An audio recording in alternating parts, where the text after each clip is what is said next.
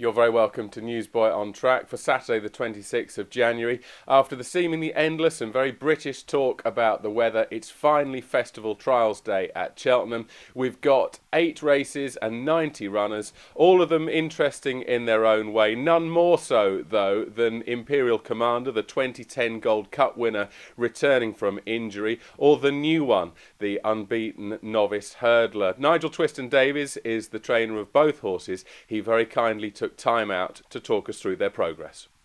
Nigel, we haven't seen the Imperial Commander since Cheltenham in March 2011. What's been keeping him off track? He disappointed in the Gold Cup because he broke above vessel at the top of the hill.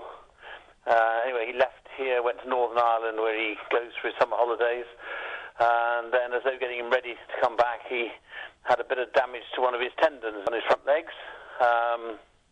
So he then came, so he then had to have a year off.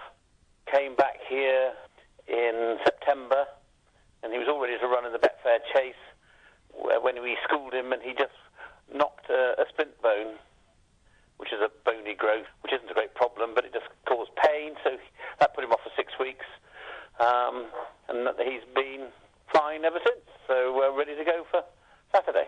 You see footballers pulling Achilles tendon sort of thing, it's the same sort of thing. It's just a horse that's so much bigger, it takes longer to mend than it would a footballer.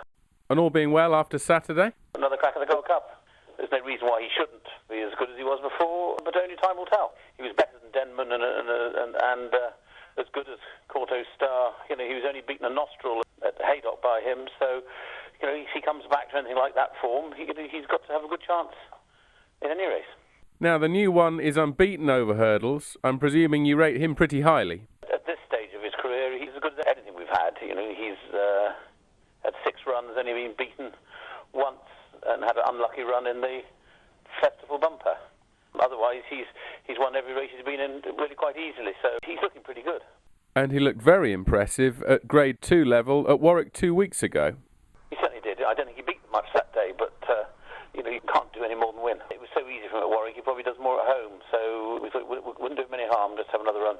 That was Nigel Twiston-Davies, trainer of Imperial Commander and the new one, both of them likely to take centre stage on Festival Trials Day at Cheltenham. We'll have reaction to the whole card next week. Join us then.